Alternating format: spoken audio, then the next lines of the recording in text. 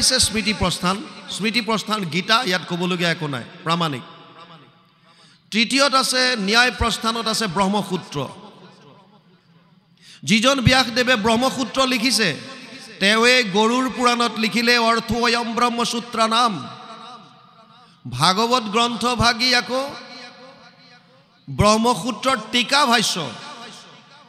যেনে এটা সূত্ৰ আছে জন্মাদস্য যত ব্ৰহ্ম কোন তাত লিখিছে জন্মাদস্য যত যাৰ পৰা জন্ম আদি হ'ল আৰু ভাগৱত আৰম্ভ কৰিছে মংগলাচৰণ প্ৰথম শ্লোকটোৱে জন্মাদস্য যত অন্নয়াত আদিতৰ সৰ্থেষু অভিজ্ঞস্বৰাত এই জন্মাদস্য যতৰ পৰা আৰম্ভ কৰিছে ভাগৱত ভাগ ব্ৰহ্মসূত্ৰৰ টিকা ভাষ্য তাৰ মানে শ্ৰুতি প্ৰস্থান বেদান্তৰ সাৰ ভাগৱত ন্যায় প্ৰস্থান ব্ৰহ্মসূত্ৰৰ টিকা ভাষ্য ভাগৱত আৰু স্মৃতি প্ৰস্থান হ'ল গীতা তাৰ মানে আমাৰ হাতত আল্টিমেটলি দুখন গ্ৰন্থ আহিল এখন হৈছে গীতা আৰু আনখন হৈছে ভাগৱত আৰু সেই কাৰণে কোনোবা মহাপুৰুষে লিখি থৈ গ'ল শাস্ত্ৰৰ উত্তম কি লিখিলে গীতা ভাগৱত গতিকে আপোনালোকে কাৰো কথা শুনিব নালাগে ৰন্তু শইকীয়াৰো বাদ দিয়ক বাকীৰো বাদ দিয়ক শাস্ত্ৰৰ উত্তম গীতা ভাগৱত বুলিতো আপোনালোকে জানে গীতা ভাগৱতে কি কৈছে মানক বাকী কথা কি মানিব লাগে গীতা ভাগৱতে যিটো কৈছে সেইটো মানক আপুনি ভাৰতত নালাগে পৃথিৱীত যাকে হোক চেলেঞ্জ কৰিব পাৰিব শাস্ত্ৰৰ উত্তম গীতা ভাগৱতে কি কৈছে সেইটো বুজোৱা গীতা 700 শ্লোক এটা শ্লোক ধৃতৰাষ্ট্ৰই কৈছে কুৰুক্ষেত্ৰ যুদ্ধৰ প্ৰাক মুহূৰ্তত ব্যাসদেৱ আহিল হস্তিনাপুৰত ধৃতৰাষ্ট্ৰক ক'লে হে পুত্ৰ তোমাৰ যদি কুৰুক্ষেত্ৰ যুদ্ধখন চোৱাৰ ইচ্ছা আছে তেতিয়াহ'লে মই তোমাক দিব্য দৃষ্টি প্ৰদান কৰোঁ তুমি ঘৰতে থাকি কুৰুক্ষেত্ৰত কি হৈছে চাব পাৰিবা লাইভ টেলিকাষ্ট ধৃতৰাষ্ট্ৰই ক'লে যে কুৰুক্ষেত্ৰ যুদ্ধৰ বিভীষিকা চোৱাৰ মোৰ আৰু ইচ্ছা নাই নিজৰ মানুহবিলাক মৰা কথানো কি চাম আৰু কিন্তু মোৰ জানিবলৈ মন যাব সেইকাৰণে হে পিতৃদেৱ মোৰ সাৰথী সঞ্জয়ক দিব্য দৃষ্টি দি যাওক আৰু সঞ্জয় ধৃতৰাষ্ট্ৰৰ সাৰথী তেওঁক দিলে সেইকাৰণে যুদ্ধৰ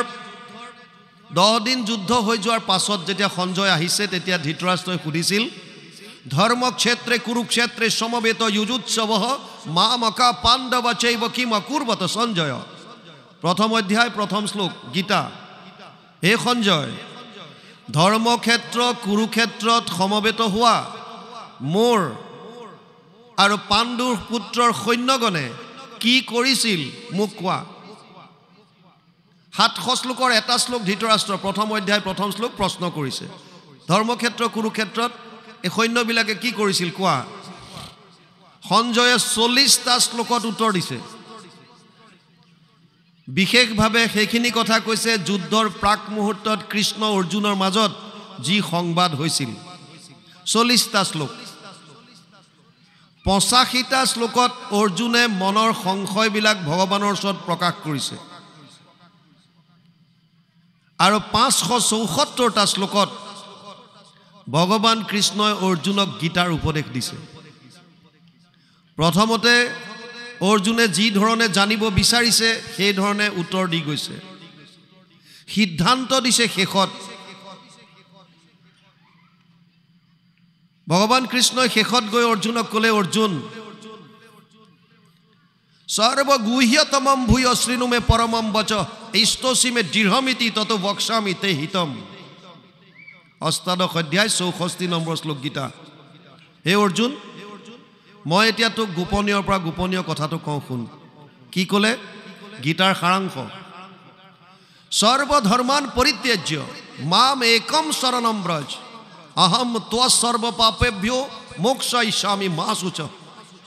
সৰ্বধৰ্ম এৰি এক শৰণ সাক্ষাৎ সুদৃঢ় বিশ্বাসে সখী লৈ ক আমাত নকৰিবা ভয় হেৰা কৰ অংগীকাৰ সমস্ত পাপত মই কৰিব নিষ্ঠা অষ্টাদশ অধ্যায় 66 নম্বৰ শ্লোক আপোনালোকে জানি আচৰিত হ'ব 5,500 বছৰৰ আগত ভগৱান কৃষ্ণই কুৰুক্ষেত্ৰৰ যুদ্ধত অৰ্জুনক এক শৰণৰ কথা কৈছিল আৰু তেতিয়াৰ পৰা আজিলৈকে বিভিন্ন ধৰ্মগুৰু ধৰ্ম প্ৰৱৰ্তকে গীতাৰ প্ৰবচন কৰি আহিছে আৰু এই শ্লোকটো উচ্চাৰণ কৰি আহিছে কিন্তু ইয়াৰ সাৰমৰ্মটো সত্য শুদ্ধ ৰূপত আমাক বুজাই দিয়া নাই কোনেও কিয় যদি কৈ দিয়ে যে সব বাদ দি পেলাই একতে শৰণ ললে হ'ব এজনকে প্ৰাৰ্থনা কৰিলে হ'ব তেতিয়া ধৰ্মৰ নামত চলি থকা বিভিন্ন জনৰ ব্যৱসায় বন্ধ হৈ যাব সেইকাৰণে সাহস কৰা নাই পঞ্চদশ শতিকাত গুৰুজনা আহিবলৈ বাধ্য হ'ল ভগৱান কৃষ্ণ অৱতাৰ ললে কিয় ইটো দেখে পূৰ্বকালে নাছিল ভকতি নানা ধৰ্ম কৰ্ম লোকে কৰয় সম্প্ৰতি নানা দেৱ পূজয় কৰয় বলিদান হংস সাগ মহিষকাতে অসংখ্য প্ৰমাণ নষ্ট গৈল লোক দেখি ইটো সংসাৰত কৃপাময় কৃষ্ণে পাছে গুণী বৈকুণ্ঠত ইটো লোক সমস্তকে কৰিতে উদ্ধাৰ শংকৰ স্বৰূপে হৰি ভৈলা অৱতাৰ গুৰুজনা অৱতাৰ হ'ল অৱতাৰ লৈ তেওঁ সাহসেৰে ঘোষণা কৰিলে যে সব বাদ দি কেৱল কৃষ্ণত শৰণ লোৱা এক দেৱ এক কেৱ এক বিনে নাই কেৱ তে গুৰুজনাই যিটো এক শৰণৰ কথা কৈছে এইটোতো তেওঁ তেতিয়াহ'লে কৃষ্ণই কোৱা কথাই কৈছে আৰু কৃষ্ণই কোৱা কথাটো স্মৃতি প্ৰস্থানৰ গীতাত আছে যোৱা বছৰ আমাক গুজৰাটলৈ নিমন্ত্ৰণ দিছিল শংকৰ জন্মোৎসৱত অসমৰ পৰা নিৰ্দিষ্ট বক্তা হিচাপে আমি গৈছিলোঁ আৰু তাত আমি গুৰুজনাৰ দ্বাৰা প্ৰৱৰ্তিত এক শৰণ হৰিনাম ধৰ্ম যে সম্পূৰ্ণ সনাতন ধৰ্মৰ প্ৰামাণিক আমি যুক্তি সহকাৰে তাত দাঙি ধৰিছিলোঁ যে স্মৃতি প্ৰস্থান গীতাত এক শৰণৰ কথা কৈছে অষ্টাদশ অধ্যায় ৬৬ নম্বৰ শ্লোক সব বাদ দি কেৱল মোত শৰণ ল আৰু গুৰুজনাই সেইটোৱে কৈছে এক শৰণ শাস্ত্ৰৰ উত্তম গীতা ভাগৱত যদি হয় তেতিয়াহ'লে গীতাততো এক শৰণৰ কথা কৈছে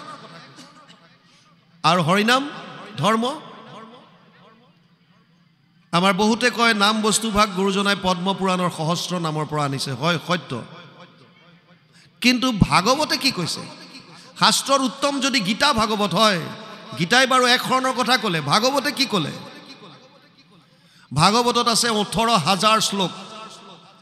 শেষৰ শ্লোকটোত লিখিছে সাৰাংশটো লাষ্টত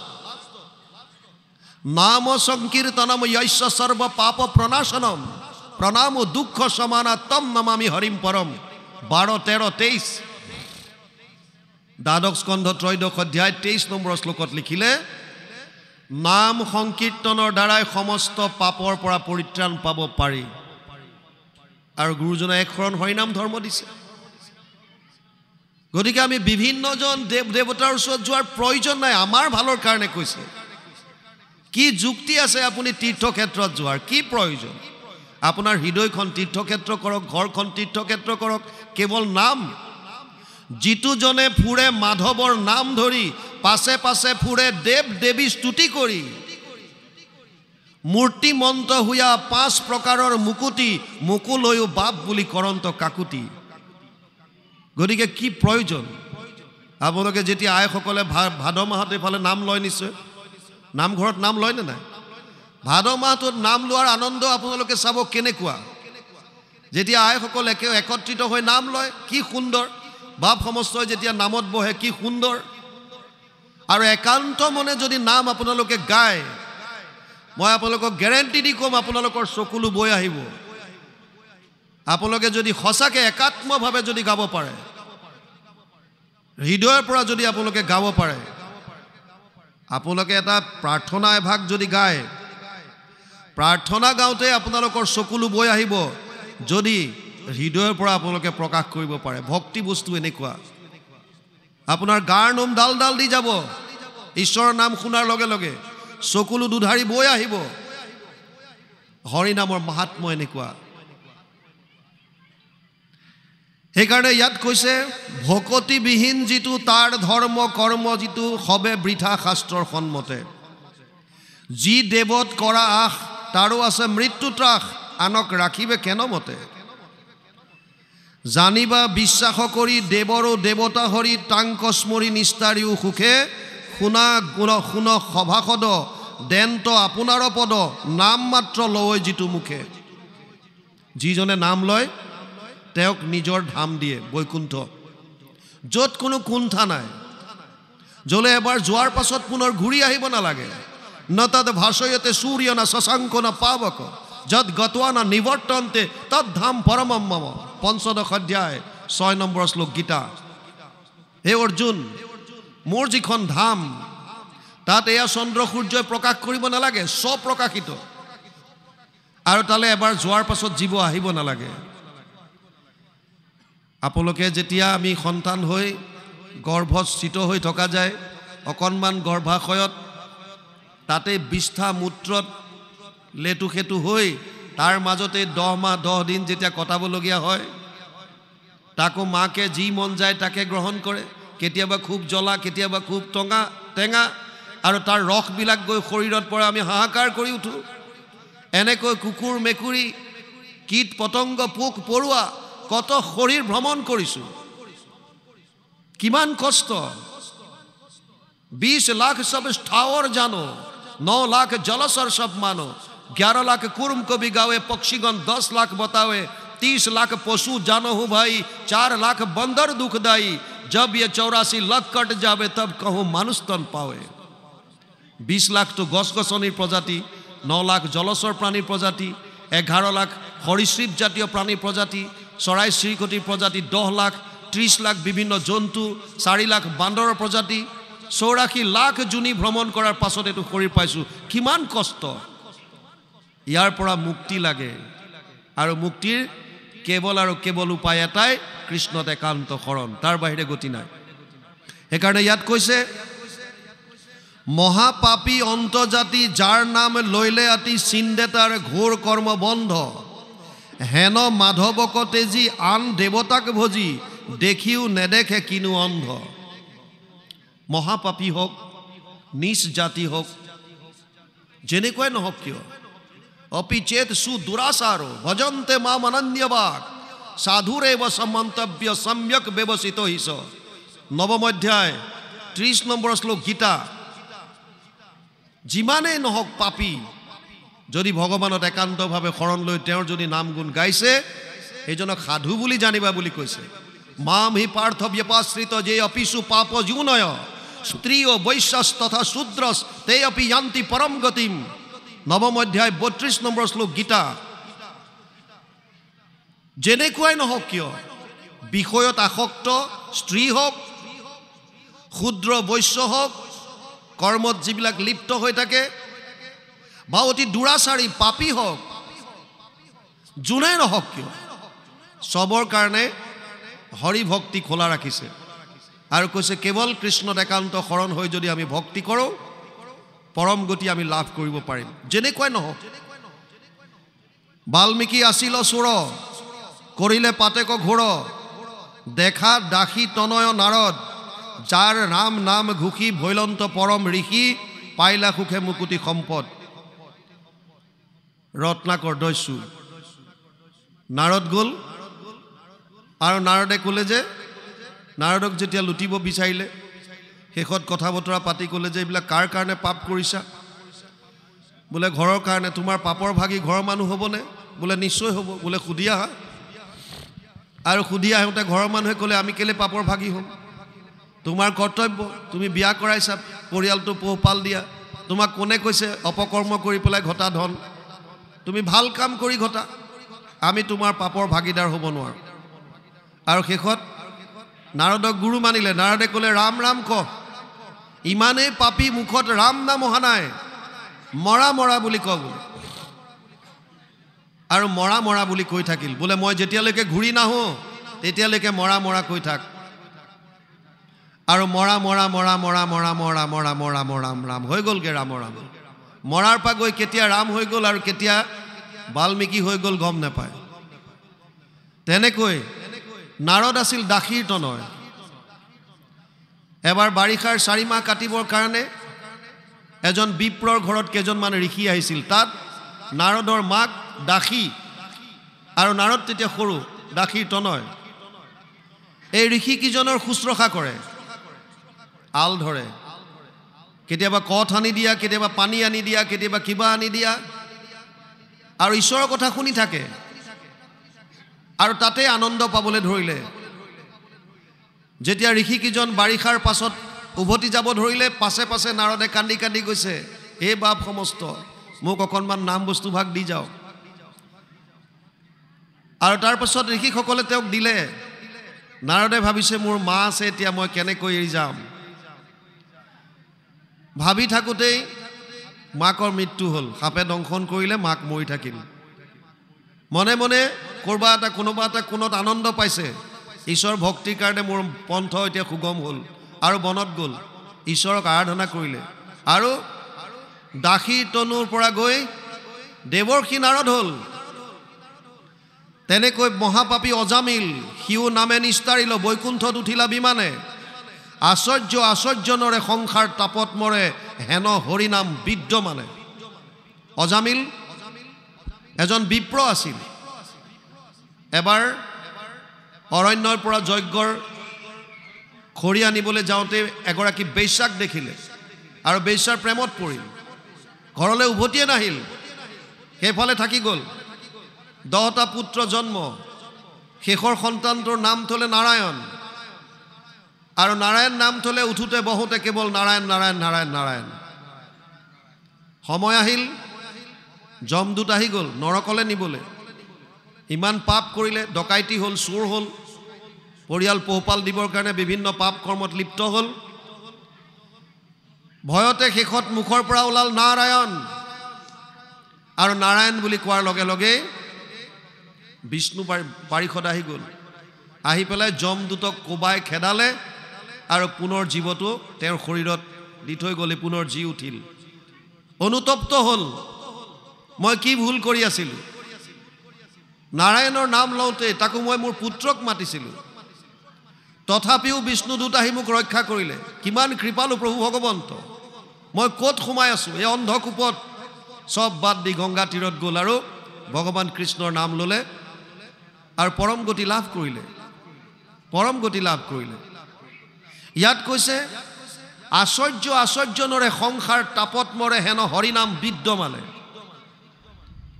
আমি চব কৰিব পাৰোঁ, কিন্তু ঈশ্বৰত বিশ্বাস নাই, ঈশ্বৰৰ প্ৰতি আমাৰ মন নাযায়। বাকী চব ঠিক আছে। অজামিলে নাৰায়ণৰ নাম লৈ তৰি গ'ল। ৰাজস্থানত এজন মানুহ আছিলে, বেপাৰী। আমি মাৰোৱাৰী বুলি যাক কওঁ, আচলতে ইয়াত মাৰোৱাৰী খুব কম আছে। মাৰোৱাৰ এটা প্ৰপাৰ এৰিয়া, সেই এৰিয়াটোৰ মাজৰ মানুহখিনিকহে আচলতে মাৰোৱাৰী কয়। আমাৰ ইয়াত ৰাজস্থানৰ য'ৰ পৰাই নাহক কিয় আমি মাৰোৱাৰী বুলি কওঁ। যি কি নহওক, বেপাৰী এজন আছিলে। এই অজামিলৰ কাহিনীটো ক'ৰবাত শুনিলে যে মৃত্যুৰ সময়ত পিতেকৰ নাম লৈ পেলাই পৰম গতি লাভ কৰিলে। সেইকাৰণে সি পিতেকৰ নামকেইটা ভগৱানৰ নামত দিলে, গোপাল, গোবিন্দ আৰু যাদৱ জনাৰ্দন। 4টা ল'ৰাক 4টা ভগৱানৰ নাম দিলে। ভাবিলে যে মোৰ মৃত্যুৰ সময় যেতিয়া আহিব, মই যেনেকৈ হওক ল'ৰাকেইটাকতো মাতিমেই। সেইকাৰণে ল'ৰাকেইটাক মাতিলে যদি মই পৰম গতি লাভ কৰিব পাৰোঁ, তেতিয়াহ'লে নামকেইটা মই ভগৱানৰ নামতে দি থওঁ। অৱশ্যে আগতে আমাৰো নামবিলাক যিমানবিলাক আছিলে আগৰ, তেনেকুৱাই আছিলে। গোপাল, গোবিন্দ, জনাৰ্দন, যাদৱ, এনেকুৱাই নাম দিছিলে। এতিয়া বেলেগ বেলেগ হ'ল আৰু।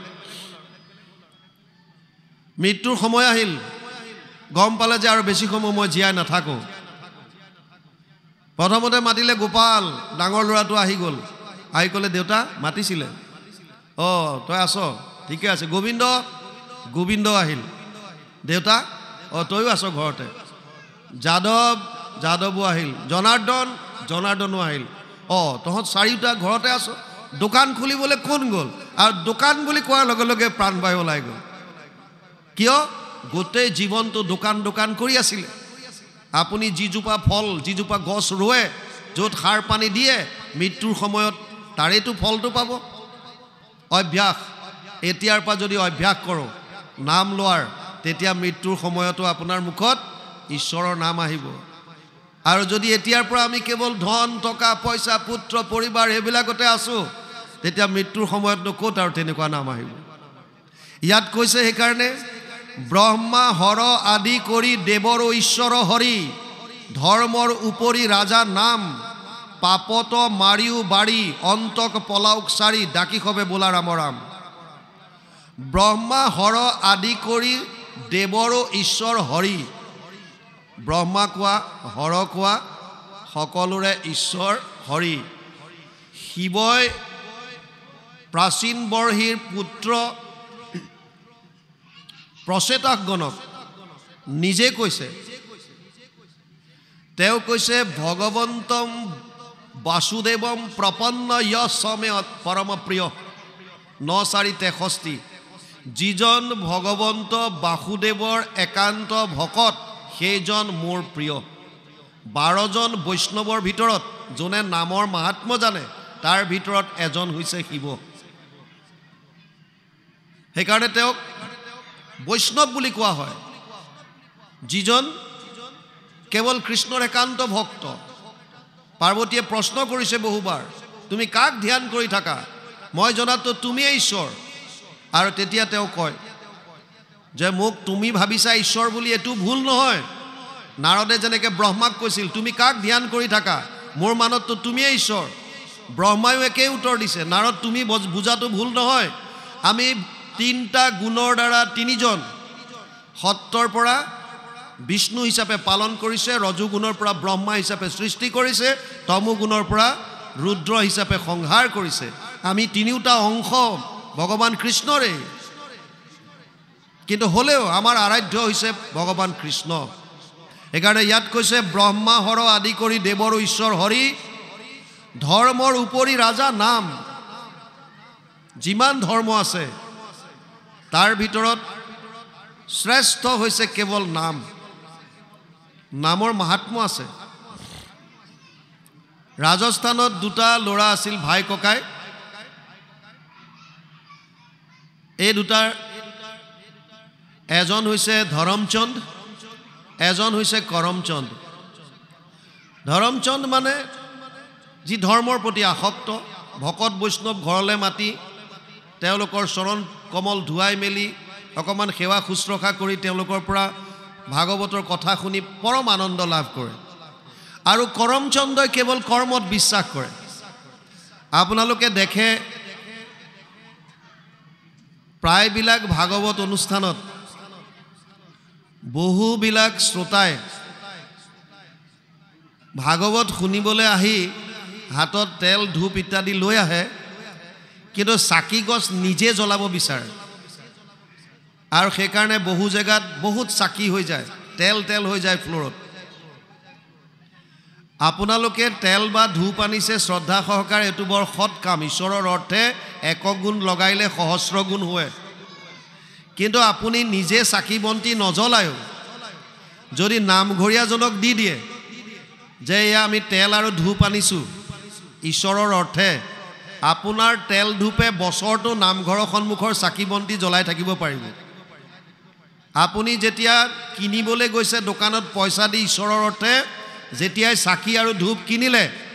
আপোনাৰ পাবলগীয়া পুণ্য সেইদিনাই আহিল কিন্তু আমি কৰ্মত বিশ্বাস কৰোঁ ইন্দ্ৰিয়ৰ দ্বাৰা নিজে জ্বলাই দিলেহে মোৰ মানে পুণ্যটো হ'ব এই বিশ্বাসবিলাক এৰিবৰ হ'ল আপুনি ধূপ আনিছে চাকি আনিছে অতি ভাল ঈশ্বৰৰ অৰ্থে যিমান পাৰে দিয়ক আৰু যি পাৰে দিয়ক পত্ৰম পুষ্পম ফলম তোয়ম য়োমে ভক্তিয়া প্ৰয়চ্ছতি তদহম ভক্তি উপহিতম অস্নামি প্ৰয়তাত্মন নৱম অধ্যায় ২৬ নম্বৰ শ্লোক গীতা পত্ৰ পুষ্প ফল জল যি দিয়ে ভকতে মই তাতে সন্তুষ্ট আপুনি অনাটো সুন্দৰ কিন্তু বহুতে ভাবে মই নিজে জ্বলাম এইকাৰণে ফ্ল'ৰখন গোটেই চাকি চাকি মই হৈ যায় কৰবাত কোনো প্ৰয়োজন নাই আপুনি যি আনিছে নামঘৰীয়াজনৰ ওচৰত উৎসৰ্গা কৰি দিয়ক ঈশ্বৰে পালে আৰু গোটেই বছৰটো আপোনাৰ তেলেৰে আপোনালোকৰ নামঘৰতে জ্বলি থাকিব মূল বন্তি গছ জ্বলি থাকিব অক্ষয় বন্তি হিচাপে জ্বলি থাকিব সেইকাৰণে সেইটো আমি চাব লাগে কিন্তু আমি কৰ্মত বিশ্বাস কৰোঁ ইন্দ্ৰিয়ৰ কৰ্মত ভগৱানে ইন্দ্ৰিয়ৰ কৰ্মত গুৰুত্ব দিয়া নাই ভক্তি যুগত ভগৱানে গুৰুত্ব দিছে ভাৱত কি আছে আপোনাৰ মোৰ ভাৱত কি আছে কাৰণ আমি যি কৰ্ম কৰিছো সব ভাৱৰে প্ৰতিস্ফলন আৰু আপোনালোকে জানি আচৰিত হ'ব যে ভাৱবিলাক আহে ক'ৰ পৰা মানুহৰ মনলৈ 24 ঘণ্টাত 1200ৰ পৰা 60,000টা চিন্তা আহে তাৰে 80টা বেয়া চিন্তা ব্যৰ্থ চিন্তা কেৱল 20টা ভাল চিন্তা ভাৱবিলাক আহে ক'ৰ পৰা ইমান অৰ্জুনক গীতাত কৈছে বুদ্ধি জ্ঞান সম্মোহ ক্ষমা সত্যম সমদম সুখম দুখম ভাব অভাব ভয় চ ভয়মেব চ অহিংসা সমতা তুষ্টি তপো দানম যশো অজসঃ ভবন্তি ভাবভূতানাম মত্তএব পৃথকবিধা দশম অধ্যায় 3 আৰু 4 নম্বৰ 4 আৰু 5 নম্বৰ শ্লোক গীতা তাত কৈছে বুদ্ধি জ্ঞান অসম্য ক্ষমা সত্য সম দম সুখ দুখ সৃষ্টি প্ৰলয় অহিংসা সমতা তুষ্টি তপ দান যশ অযশ যিমান ভাৱ আহে সব ভগৱানে কৈছে মোৰ পৰা আহে তাৰ মানে আমাৰ মনৰ ভাৱ কন্টিনিউ যে আহি থাকে ইটোৰ পিছত সিটো এই ভাৱবিলাক ভগৱানৰ পৰা আহে বুলি কৈছে ক'ৰ পৰা ভগৱানৰ পৰা ক'ৰ পৰা আহিব ভগৱানৰ 3টা শক্তি আছে এটা হ'ল স্বৰূপ শক্তি বা অন্তৰংগ শক্তি যাৰ দ্বাৰা তেওঁ কোটি কোটি ব্ৰহ্মাণ্ড কেৱল মাত্ৰ সংকল্পত সৃষ্টি কৰিব পাৰে এই সৃষ্টি হৈ যায় বুলি ক'লে হৈ যাব এটা হৈছে তেওঁৰ মায়া শক্তি বহিৰংগ আৰু এটা হৈছে নিউট্ৰেল শক্তি তটস্থ এটো আমি হৈছো জীৱ মায়া শক্তি মায়াৰ দুটা ভাগ আছে এটা জীৱ মায়া এটা গুণ মায়া জীৱ মায়া দুই ধৰণৰ এক হৈছে আবৰণ এক হৈছে বিক্ষেপণ এই মায়াই আমাৰ অন্তৰ্দৃষ্টিৰ ওপৰত এখন আবৰণ দি থৈছে যাৰ কাৰণে হৃদয়তে থকা ভগৱানক আমি দেখা নাপাওঁ আৰু এটা হৈছে বিক্ষেপণ আমাৰ মনটো বাৰে বাৰে সংসাৰলৈ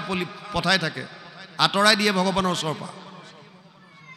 এটা হৈছে গুণমায়া 3টা গুণ আছে সত্যম ৰজস তমইতি গুণ প্ৰকৃতি সম্ভৱা নিবধ্নন্তি মহাবাহু দেহে দেহিনাম অব্যয়ম 14 অধ্যায় 5 নম্বৰ শ্লোক গীতা সত্য ৰজ আৰু তম 3টা গুণ সত্য গুণৰ পৰা সাত্বিক ভাৱ আহে মনলৈ ৰজু গুণৰ পৰা ৰাজসিক ভাৱ আহে আৰু তমো গুণৰ পৰা মানুহৰ মনলৈ তামসিক ভাৱ আহে কেতিয়া সাত্বিক আহে সাত্বিক আহিলে কি হয় ৰাজসিক আহিলে কি হয় তামসিক আহিলে কি হয় বুজি লওক সত্য গুণৰ কোৱালিটিটো কি তত্ৰ সত্বম নিৰ্মলত্বাৎ প্ৰকাশকম অনাময়ম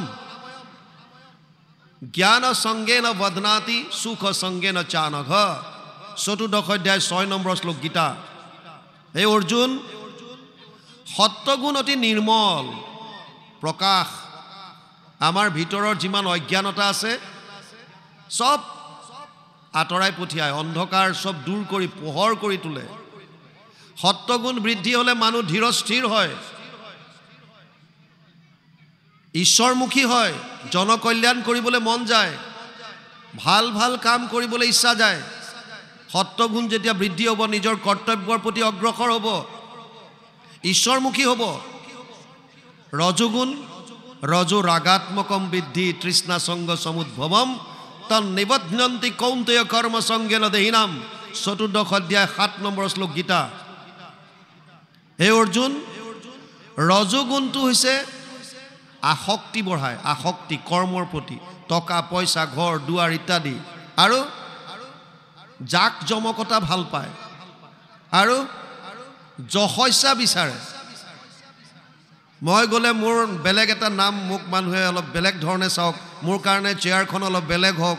মোক দিয়া জাপিটো অলপ বেলেগ হওক মোক দিয়া গামোচাখন অকণ বেলেগ হওক মোৰ জয় জয়কাৰ কৰক ইত্যাদি জাক জমকতা যশ নেম এণ্ড ফেম এইবিলাক কাৰ ৰজগুণ বৃদ্ধি হলে আৰু যেতিয়া তমোগুণ বাঢ়িব তমোগুণ বাঢ়িলে তমস্তু অজ্ঞানজম বৃদ্ধি মোহনম সৰ্বদেহিনাম প্ৰমাদ আলস্য নিদ্ৰাভীত তামসম উদাহৃতম তমগুণটো চতুৰ্দশ অধ্যায় 8 নম্বৰ শ্লোক তমোগুণটো অজ্ঞানৰ প্ৰতীক তমোগুণ বাঢ়িলে তিনিটা মূল কথা কৰিবলৈ মন যায় এটা হৈছে প্ৰমাদৰ দৰে কৰ্ম কৰে এটা হৈছে কৰিবলগীয়া কৰ্মখিনি পিছলৈ থৈ দিয়ে এলেহুৱা ভাৱ বা আলস্য আৰু এটা হৈছে শুই থাকিবলৈ মন যায় বেছিকৈ শুই থাকিবলৈ যাৰ মন যায় যি সন্মুখত কৰ্তব্য কৰ্ম থকাৰ পাছতো পিছত কৰিম বুলি থয় আৰু যি প্ৰমাদৰ দৰে কাম কৰে উন্মত্তৰ দৰে কাম কৰে তেতিয়া গম পাব যে ইয়াৰ তমোগুণ বৃদ্ধি হৈছে এতিয়া ভগৱান কৃষ্ণই অৰ্জুনক কৈছে যে চৈব সাত্বিকা ভাৱ ৰাজসস্তামচস্য য়ে মত্ত এবেতি তান বিধি নাচহম তেসু তে মই হে অৰ্জুন সাত্বিকে হোক ৰাজসিকে হোক তামসিকে হোক তিনিওটা মোৰ পৰা আহে কিন্তু মই না ভাৱত থাকো না ভাৱটো মোত থাকে এটা কথা খালি বুজি ল গোটেই সংসাৰ ভাৱৰ ওপৰত চলি আছে ত্ৰিভীৰ গুণে মই ভাৱেৰ বিসৰ্বমিদম জগত সপ্তম অধ্যায় আগৰটো 12 এটো 13 শ্লোক সংখ্যা গোটেই জগত ভাৱৰ ওপৰত চলি আছে যাৰ যেনেকুৱা ভাৱ ই তেনেকুৱা কৰ্ম কৰি আছে এটা ল'ৰাৰ মনত ভাৱ আহিল বেংক ডকাইতি কৰো আৰু লগৰ দুটাৰ লগত আলোচনা কৰিলে ইহঁতে হয় ভৰ দিলে বস একচন প্ৰথমতে ভাৱ যাৰ যেনেকুৱা ভাৱ আমি তেনেকুৱা কৰ্ম কৰোঁ ভাৱত যদি আমি কন্ট্ৰোল কৰিব পাৰিলো ভাৱত যদি শুদ্ধতা আনিব পাৰিলো তেতিয়াহ'লে আপোনাৰ মোৰ কৰ্ম শুদ্ধ হ'ব সেইকাৰণে ভাৱৰ শুদ্ধতাৰ কাৰণে এয়া অনুষ্ঠান এই অনুষ্ঠানবিলাক যে হয় আমি যে নাম গাইছো পুৱা গধূলি গুৰু সেৱা কৰিছো শ্ৰৱণ কীৰ্তন কৰিছে আপোনালোকে ভাওনা পাতিছে আপোনালোকে কিহৰ কাৰণে ভাৱৰ শুদ্ধতা কেৱল ভাৱৰ শুদ্ধতা আৰু যদি কেৱল এনে শুনি পেলাই থৈ দিওঁ ভাৱত যদি কোনো ধৰণৰ একো ক্ৰিয়াই নকৰে তেতিয়া কি লাভ হ'ব চেষ্টা কৰিব লাগিব মই যদি কাৰো উপকাৰ কৰিব পৰাও নাই মোৰ দ্বাৰা যাতে কাৰো অপকাৰ নহয় মই যদি পুণ্য কমাব পৰাও নাই মই যাতে পাপ নকৰোঁ 18খন পুৰাণত মাত্ৰ দুটা কথা লিখিছে অষ্টাদেশু পুৰাণেশু ব্যাসস্য বচনত দ্বয়ম পৰোপকাৰায় পুণ্যায় পাপায় পৰপীড়ানাম 18খন পুৰাণত ব্যাসে মাত্ৰ দুটা কথা লিখিছে পৰৰ উপকাৰ কৰাটোৱে হৈছে পুণ্য আৰু অপকাৰ কৰাটোৱে হৈছে পাপ তাৰ মানে আমাক প্ৰভু ভগৱন্তৰ মায়াই পুতলাৰ দৰে নচুৱাই আছে তিনিটা গুণৰ দ্বাৰা ইয়াৰ পৰা পৰিত্ৰাণ পোৱাৰ উপায় এটাই দৈবহি আছ গুণময়ী মম মায়া দূৰত্বয়া মামেব য়ে প্ৰপদ্যন্তে মায়ামেতাম তৰন্তিতে সপ্তম অধ্যায় 14 নম্বৰ শ্লোক গীতা হে অৰ্জুন মোৰ মায়া অতি ভয়ানক অতি দুষ্টৰ ইয়াৰ পৰা পৰিত্ৰাণ সেইসকলেহে পাব পাৰিব যিসকলে কেৱল মাত্ৰ মোত শৰণ লৈছে গীতা সপ্তম অধ্যায় 14 নম্বৰ শ্লোক আৰু সেইকাৰণে ইয়াত গুৰুজনাই লিখিলে যে ব্ৰহ্মা হৰ আদিৰো দেৱৰো ঈশ্বৰ যিজন আৰু নাম হৈছে সমস্ত ধৰ্মৰ ৰজা গতিকে তাত নকৰি পেলাই আমি বেলেগত ক'ত কৰি আছো সেইকাৰণে ক'লে পাপত মাৰিও বাৰী অন্তক পলাওক চাৰি ডাকি হবে বোলা ৰাম ৰাম নাম উচ্চাৰণ কৰাৰ লগে লগে যিমানবিলাক অপবস্তু আছে অপশক্তি আছে এইবিলাক আঁতৰি যাব সেইকাৰণে ইয়াত কবিয়ে কৈছে সকলোৱে নাম লোৱা ইয়ালৈকে উপদেশখিনি শেষ হ'ল অকণমান পাঠ যাওক তাৰপিছত আমি আলোচনা কৰিম কৃষ্ণ